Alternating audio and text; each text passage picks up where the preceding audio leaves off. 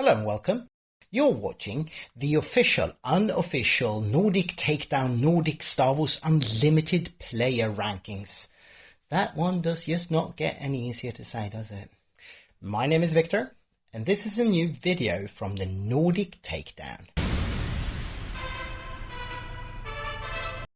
Throughout each set, we here at the Nordic Takedown track all Nordic SWU players as they compete in competitive tournaments all over the world, as best we can. When they inevitably do well in these tournaments, we award them points according to how well they did, as well as the size of the tournament. At the end of each set, I will tally the points and give you a video like this one presenting just how well everyone was doing. I have waited a long time for this moment. Before we get into any of that though, I would just like to tell you how glad I am that you are watching our channel. We, the Nordic Takedown, are a weekly Star Wars Unlimited podcast with new episodes dropping on all platforms every Thursday. We also keep this YouTube channel very busy with SWU video content, as well as live streams from all the most exciting tournaments all over the Nordic countries. We are all about the community. That is why I would like to urge you to come and hang out with us over at our Discord server. It is fast becoming the virtual living room of Nordic players, as well as Star Wars Unlimited players of all nations and planets. We'd love to have you over. Now, let's crack on so that I can eventually get some lists in front of you before you hang up on me. Speaking of which, I am going to go into the point system that we're using, and I'll try to explain the mathematics of it. I am a math teacher after all. But I'll put that at the end of the video so that the math lesson is optional, if you will. Right now, I'll just talk a bit about the Jump to Lightspeed set and its weird and eventually wonderful meta. This is, after all, the subject of this video. For this set, we have tracked 7 competitive Nordic tournaments, as well as all of 4 international tournaments where we are aware of Nordic players having done well. If we have missed a competitive event where you or a friend of yours placed in the points, well, you need to let us know so that we can track it. Only now, at the end, do you understand? This set kicked off late March with the Malmö Open qualifier. Even though that was at the height of Jango infestation, I'm So Humble took it with his Quinlan Tarkentown deck. Since then, we have had a Jango ban leading to an infinitely better meta. We had a Cantina Brawl in Skövde, a second Card Expo winner box in Hammarby, and of course 1 PQ in each of the Nordic countries. All of these tournaments attracted about 20 to 40 players, true to form for most, but notably, both the Danish and Swedish PQs were considerably larger last set. That might be easy enough to explain though. Many of the top Nordic players did not travel to PQs other than their most local one, if they even attended that one. You see, for this set, there were some new kids on the block. There's always a bigger fish. We had a sector qualifier in Milan that was well attended by, well, yes, Jango, but also a lot of Nordic players. Then we had a regional qualifier in Lille, where all of the Nordic countries fielded respectable contingents. More on that later, of course. Then, right at the end, having missed all of the Nordic PQs, I'm So Humble couldn't really let go of a set like that, so he went to 2 PQs down on the continent, one in Berlin, Germany, and then one in Grosseto, Italy. Those were the tournaments we tracked. So what was the score then? Unlike in last set, where most of the top players had scored points in almost all of the tournaments we tracked for the set, in this set, most of the top players have scored only points in 1 or maybe 2 of the tournaments we're tracking. Of course, I'm So Humble being a little bit of an outlier there, having played in a bunch more tournaments than most others. Still, given the size of some of these tournaments and how incredibly well some of the Nordic players did in them, looking at you, Lil, there were some considerable shake-up even to the overall scoring. More on that later. So this is how it all shook out. For Jump to Lightspeed, both Oliver Agge, GFBE, and Konstantinos Iliadis, Delifire, scored 193 points each by winning their respective countries' PQs for this set. That makes them tied for the 5th spot. While an actual gold still eludes our next player by racking up an even 200 points for this set, Piotr Borkund Fortep secures the 4th place. Due to the sheer size of the tournament, all our top spots are reserved for the players that place the highest at the Lille regional qualifier. While just missing out on the top cut in Lille, our first top-ranked Finnish player, Joni Sepula, Lemonbird, scored 227 points and a 3rd place in our rankings for the Jump to Lightspeed set. The most consistently high-ranked Nordic player performed astonishingly also at Lille, representing Team Enigma and bringing the bronze back home to Sweden, while also, as mentioned before, winning the Malmö Open qualifier, taking bronze at the 3rd Cantina Brawl, as well as top-8ing the Berlin PQ. At 2nd place, with a total of 2,857 points for this set alone, we have our own Adam Landsberg. I'm so humble. Oh, and Adam, if you didn't like this image, you shouldn't have told me. Now I just can't resist using it again. Winning it all, though, by simply taking down the biggest Star Wars Unlimited tournament the game has seen so far, Jonas Gold Fredriksen, Siralia, scores a staggering 3,922 points and dominates the Jump to Lightspeed set for the Nordic Knights and Denmark. Those are the top performing players for set 4 Jump to Lightspeed. Now, judging from the feedback we have gotten from the last set's rankings, it seems like the overall standings have been garnering the most interest. So let's not dilly-dally. This here is what you've been waiting for. Here is the top 10 players according to the total amount of points they have accumulated through all 4 sets so far. At 10th place, Henrik Andersen, Hut Space Forever, scored 363 points. At 9th place, with 370 points, Steven Hembo, Stevo. At 8th place, with 501 points, Jona Niklas Björksvik Wiesek. At 7th place, with 550 points, Piotr Borkund Fortep. At 6th place, with 610 points, Adam Lindahl Gamami. At 5th place, with 611 points, Morten Pedersen. At 4th place, with 627 points, we have Niklas Rindroth. Then, on the bronze position, with 1,034 points, we have Kevin Kunisvara. Slipping down to silver, with 3,971 points, we have Adam Landsberg. I'm so humble. Taking over the first spot in the rankings, with only 51 points over Adam, we have at 4,032 points, Jonas Gold Fredriksen, Siralia. Congratulations! Only thing left now is to dig into the system we use to calculate the points for this ranking. So I guess this is where a lot of you might tune out. But before you do, please do like this video and subscribe to our channel. It does help a lot with the algorithm so that more people can find our content.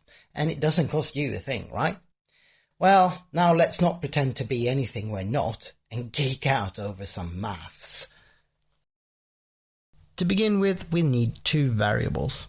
A, the number of participants in the tournament, and B, where the player placed in the tournament. We could just simply add these 2 together and get something, but it wouldn't work very well, since then the winner would get A plus 1 and the second place would get A plus 2. Not exactly what we're looking for. We need to inverse the position of the player somehow. A simple solution to that would just to take a parenthesis and have 8 minus B. 8 because of course, we're only ever going to give points to the top 8 players in the tournament. So let's look at an example then. If we had 40 players in the tournament, we would get 40 plus 8 minus 1 to the winner, 47 points. And the person placing in the 8th position would get 40 plus 8 minus 8 equals 40 points. I guess this works, but it doesn't feel right, does it? We want there to be much more of a difference between coming in first and just barely making the top cut. Instead, we could look at powers of 2. That would look something like this. 2 to the power of 0 equals 1. 2 to the power of 1 equals 2. 2 to the power of 2 equals 4.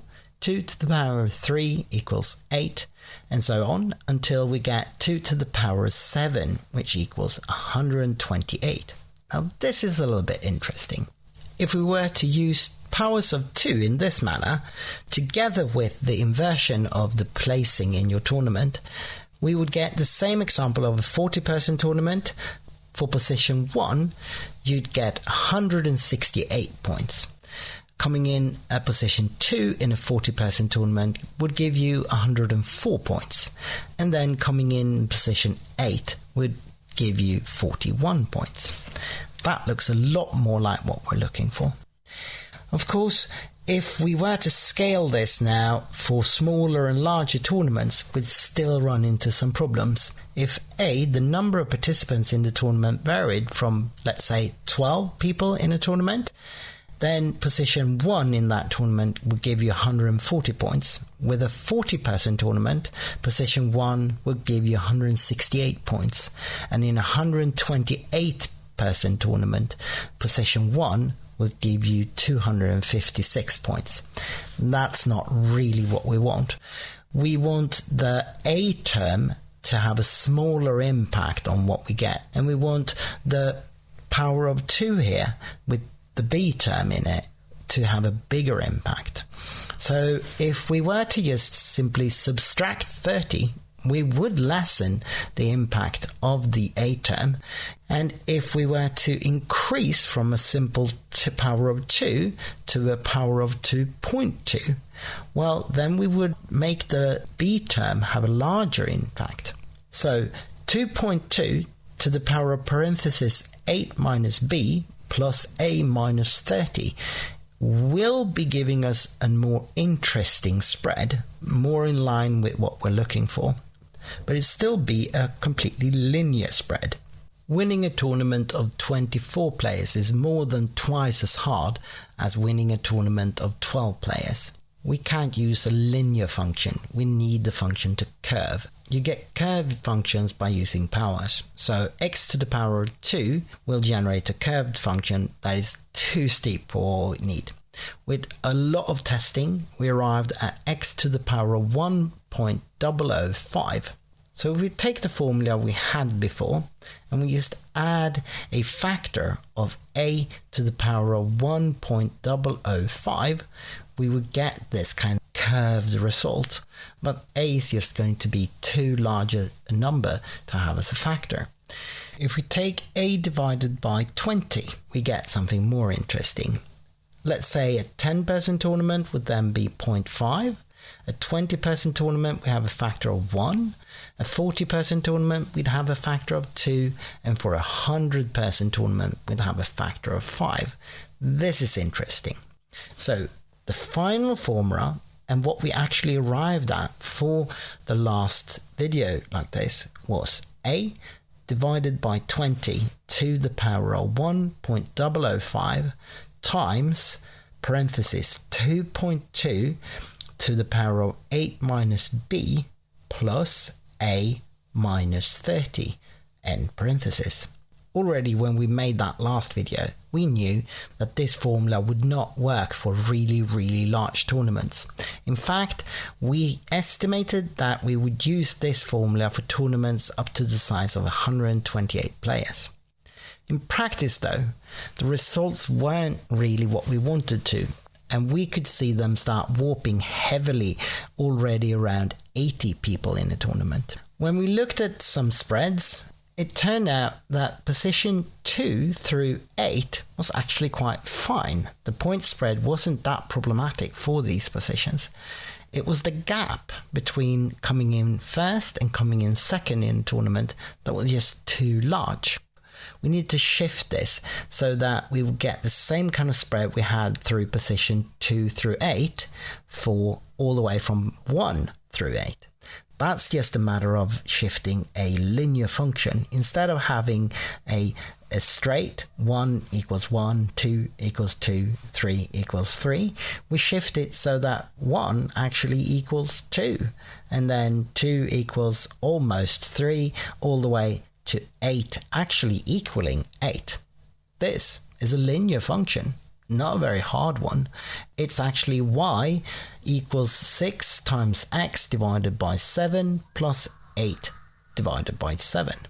That linear function would, for the interval 1 through 8, garner results between 2 and 8 instead. So if we insert that into this original formula, we instead get a new formula that is a divided by 20 to the power of 1.005, and then multiplied by the big parenthesis of 2.2 to the power of 8 minus, and here we insert 6 times b divided by 7 plus 8 divided by 7, and that small parenthesis, and then add a minus 30 in the large parenthesis. This formula is actually going to generate really good results. With this formula, we get results that are very much in line with what we intuitively would want them to be, up to a point. At 128 players, the winner gets almost 1400 points, and that is fine. But if we keep going up to the sizes of tournaments we've had lately in Lille and Milan and other places, it will just go out of hand really quickly. Since it's a curved function, it just races up to infinity. We want a linear function, so we need a factor, and if we're already content with the points distribution at 128 players, given that it's a linear function, we can just use the linear function mold y equals k times x plus m and figure out what we want. So we want y to go from at 128 players, we want y to be 1, and at 1000 players it would be something like maybe 3. So that linear function would look like y equals x divided by 436 plus 77 divided by 109. So if x is 128 players, then y would get to be 1. If x is 1000 players, y would be 3. And if x is 2000 players, y would be a little bit over 5. So that's quite alright. So here we could define a constant c to be the points for a position in a 128 person tournament, since we were fine with these points. And then we would just multiply that with this factor. So c times parenthesis a divided by 436 plus 77 divided by 109 end parenthesis. This would give us that linear function 3 times as many points for a 1000 person tournament as you would get in a 128 person tournament. That sounds logical. But we would also like to give people that make day 2 of these large tournaments some kind of point sum. Making day 2 is after all quite an accomplishment. Originally, the cutoff wasn't always 64 people. Let's define another constant just for convenience. D equals the points for position 8 in a tournament of the same size as the day 2 cutoff.